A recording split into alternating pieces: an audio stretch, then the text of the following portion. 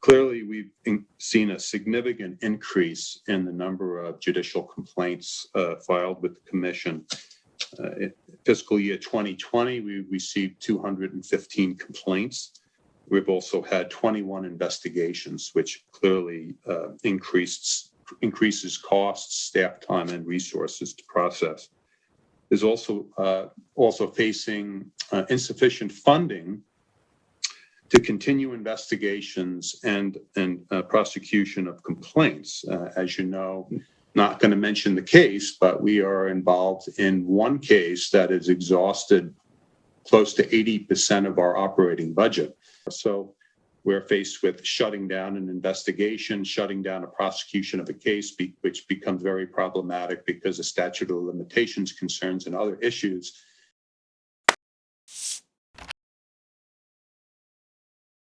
I'd like to call the meeting of the Joint Committee on Senate Finance and Assembly Ways and Means to order, please.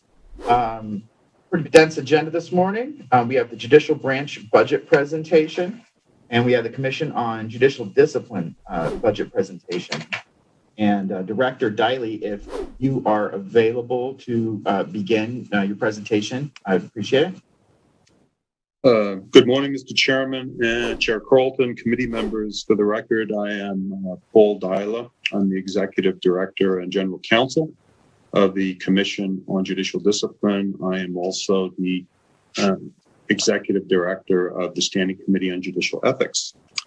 Thank you and the committees for the opportunity to present the Commission's budget. I am accompanied by Valerie Carter, our management analyst. For the record, I have provided the committees with a copy of the Commission's outline of our budget presentation, as well as a justification memo dated August 17th, 2020, which goes into detail into the Commission's critical need of an additional attorney. As you know, the Commission is one of the smallest agencies in the state with limited resources and staff, and we are, as all other agencies in the state, facing many challenges. So I would like to say thank you to the legislature for its strong past support of the Commission's budgetary needs in assisting the Commission in carrying out its constitutional and statutory mandates in protecting the public by means of enforcing the Code of Judicial Conduct. I'll briefly discuss the challenges facing the Commission, and of course, if you have any questions, I'd be happy to answer them. Clearly, we've seen a significant increase in the number of judicial complaints filed with the Commission. In fiscal year 2020, we received 215 complaints. We've also had 21 investigations, which clearly increases costs, staff time, and resources to process. There's also facing insufficient funding to continue investigations and prosecution of complaints.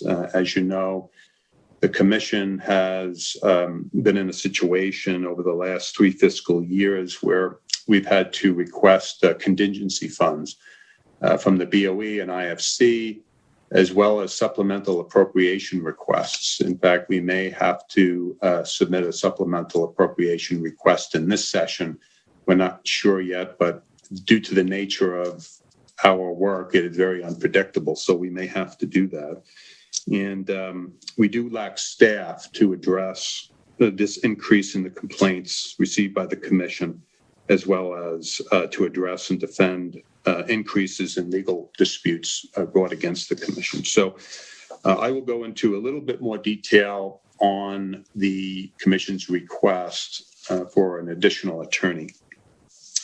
Before I do so, I wasn't going to address our changes to the base budget, which are pretty minor, but I did want to point out for the record that with respect to Category 3, our travel account, due to the pandemic, the Commission's hearings and meetings were canceled, and that amounted to $14,606. So this amount includes an inadvertent reduction of $8,946 in the final adjustment. So I just wanted to point that out for the record, and that we are asking that to be added back into the commission's base budget. Okay. As far as our enhancement requests, there are two.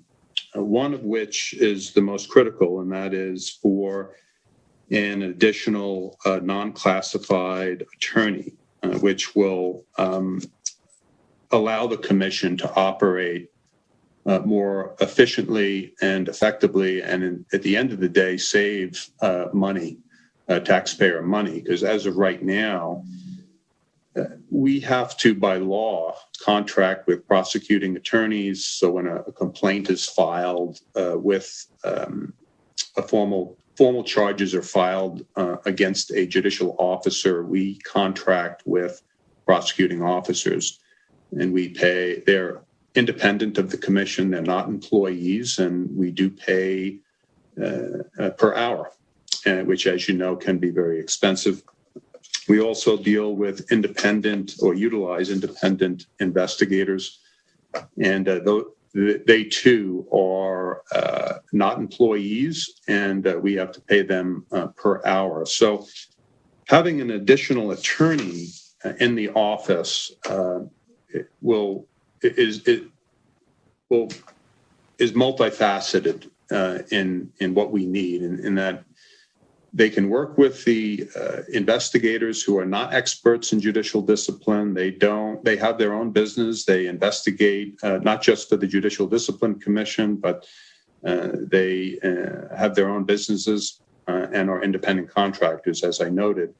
And so this attorney would work with these investigators and keep them on track, and also. Which is very important, because as a case goes forward in the judicial discipline process, once it gets to the point of a formal complaint and we have to hire a prosecuting officer, we're paying the prosecuting officers a lot more per hour than we are investigators. And since the investigators are not familiar, or they're not experts, I should say, in judicial discipline, it's very important for the prosecuting officers, since this is a unique area of the law, Judicial Discipline Commission work, that in the past we've had to reinvestigate witnesses, interview additional witnesses as the prosecuting officer is preparing for trial. And over the last several years, that has really added significantly to the costs of the commission, and the reasons behind the commission having to request contingency funds multiple times. So in addition to that, the additional attorney would work on the commission caseload, which, as you know, is increasing year by year, and also help defend against various writs, appeals, et cetera, that are filed with the Supreme Court. We don't have any... It's very unpredictable for the commission to forecast how many writs are going to be filed against the commission. So as a law office, as a legal office, we have to, when that is done, we have to hire or engage the prosecuting officers, and it's a significant amount of work. So having that additional attorney would also help defend against those cases. And it's not just judicial discipline cases. As you know, any member of the public can file a writ against the commission, which would have to be defended. So it's just very, very difficult to predict and forecast what kind of expenses and resources we need in any given case. For example, we're not going to mention the case, but we are involved in one case that has exhausted close to 80% of our operating budget. And that is the reason. That's just one case. Add another case, 2, 3, 4 cases, and we'll be before the IFC every month. So very difficult, very challenging to predict those costs. So this investigative attorney is a critical need for the commission. The additional enhancement requests relate to 3 state-issued cell phones for employees. If you recall, last session, 2019, we were approved for 2 state-issued cell phones for the attorneys in the office. You had 2 attorneys in the office, and we're requesting 3 additional phones for staff for a number of reasons, one of which, as you know, many staff around the state are working from home, and it will allow them to communicate with judges that call the office, the press, as well as complainants and others in the public. And they would prefer not to use their cell phones in doing so. Some of the people that call the office are, I would say, aggressive and make threats against staff, et cetera. So I think you can imagine staff members are uncomfortable calling them back on cell phones. It also enables the commission to, if the virus continues or there's an additional virus in the future, that we're primed for being productive and from working from home, which we've been able to do, thankfully. It's a brief presentation. I am concluded my presentation, and I'd be happy to answer any questions that you have. I appreciate it, Director Deyhle. We do have a couple of questions. I have a couple of questions, but I also know that Chair Carlton has a question, and I think we can off with her, please. Thank you, Mr. Chairman, and I apologize. I did not realize I had turned off my video earlier, so I have been here. So I guess I'd like to ask about the supplemental, of course. Do you have any idea when, and are there any thoughts about how much? Because we do need to get prepared for that. Yes, Chair Carlson, thank you, Paul Deyhle, for the record. We don't have any particular, we don't know at this point. We're hoping we don't have to, and I know that doesn't provide a lot of comfort. But I believe, we have received IFC funds recently.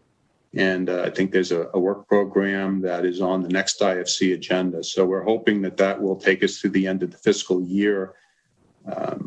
As I said, I'm hoping we don't have to do a supplemental appropriation. At this point, we won't have to.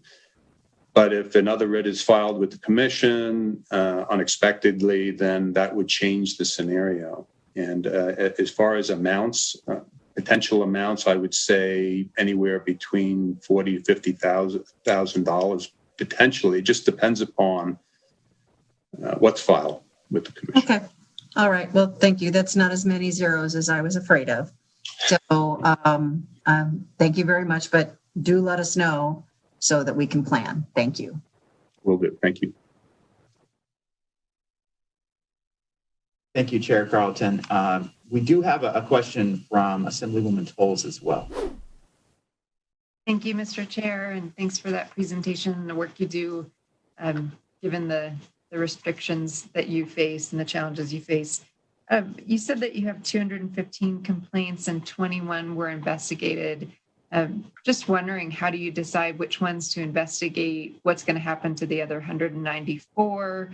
Is it a threshold and some of them just don't get investigated, or is that a backlog of 194 complaints that are still waiting to be addressed? Thank you, Paul Deyhle, for the record. Over 90% of the commission's complaints are dismissed on jurisdictional grounds, and that percentage is the same throughout the country with every judicial discipline commission. So the commission does not have, with the exception of certain enumerated exceptions, jurisdiction to move forward in the complaint process on decisional matters. So, the judge makes a discretionary decision in the case. We don't have jurisdiction to go forward on it. So that is the overwhelming majority of complaints that are filed with the commission, and they are dismissed by law. There are a few exceptions to that, but by and large, that's the percentages. The investigations are that other 8 to 10% are investigated, and the determination of whether they're investigated depends upon if in the determination of the commission, if they believe that there's misconduct that warrants an investigation. Thank you. Thank you. Thank you, Director Deyhle. I have just a couple of questions regarding the new position that you're suggesting. And you've explained how it will protect the operation and make it more efficient and some of those efficiencies. Do you think it's going to actually lessen your dependence on contractors and investigators and special prosecutors, or just make them better? You think there'll be a reduction in your contracts is what I'm getting at. Thank you. Paul Deyhle for the record. I would say both. The work that the attorney would be doing would be pre-prosecuting officer. When we engage a prosecuting officer, it's typically prior to formal charges being filed.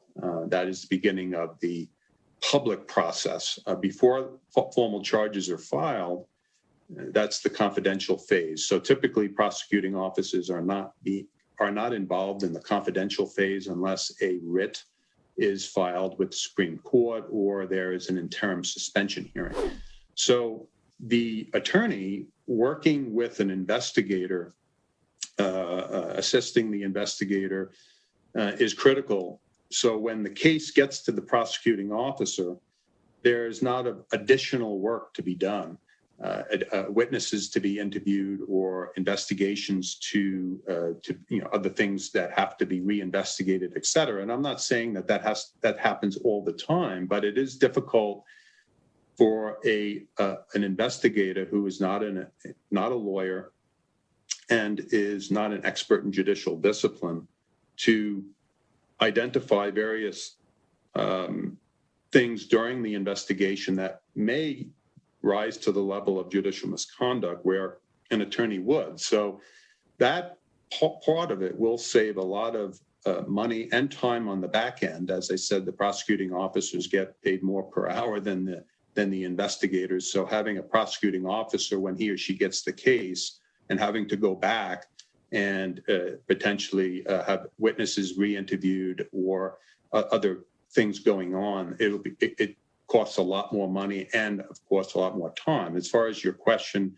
whether it will lessen the dependence on prosecuting officers, it may and it may not. It just depends upon the number of cases that we're dealing with.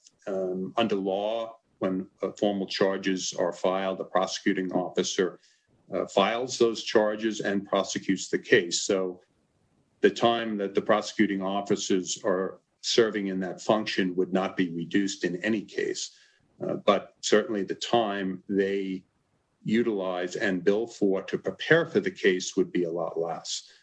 Also, as I mentioned, writs that are filed with the Supreme Court and appeals sometimes, and we've faced this session or in the last year or so that we're running out of funds. And, I can, as an executive director, as you know, commit funds for services that we don't have authority for. So we're faced with shutting down an investigation, shutting down a prosecution of a case, which becomes very problematic because of statute of limitations concerns and other issues. And having that additional attorney to assist and work on matters would lessen the chances of the commission having to stop work waiting for additional IFC funds. Hopefully that answers your question. It does. I was going to ask if you were able to quantify any reductions in those outside contracts, but based upon your answer about the reductions in their services, it doesn't sound as if you could, but I have to ask anyway. Thank you. Paul Deyhle for the record. Yes, I unfortunately, I can't. And any forecasts would blow up anyway if, one or two cases, we're dealing with one or two, 3 or 4 cases as opposed to one. As I said earlier, one case has exhausted 80% of our budget, operating budget. And that's very concerning. I also wanted to reiterate, and I believe that all of the committee members have received a copy of the Commission's justification memo dated August 17th, 2020, where I go into quite a bit of detail of our needs for an attorney. So I just wanted to make sure that was part of the record. We have. Thank you, sir. I have another question, and it's really about the new position as well, but the building. So if this position is approved, what's your plan about moving to a new location, which you're stating you need more room for to support this position? If you're in, because it seems like you're in a current lease agreement through August 31st of 2025. What's the plan to get out of that lease, I guess? Thank you, Paul Deyhle, for the record. Certainly, if we are approved with a new attorney, we would have to find a space. You're correct in that we are in the lease for a couple more years. And, we would look into having additional space office space in the building that we're currently reside in. We reside in a building with the Governor's Office of Economic Development, GOED, and there's also additional buildings nearby that we may be able to rent an office space in the meantime, or just bring in another desk into our office here, which wouldn't be our first choice, but if we had to, we would certainly do that in the meantime. Well, thank you, Director Deyhle. I appreciate it. I don't see any other questions from any other committee members regarding this office, and I appreciate your presentation today, and appreciate what you do for the state. And I think with that, we can move on to the next agenda item. So thank you, Director. Appreciate it. Have a good day. Thank you.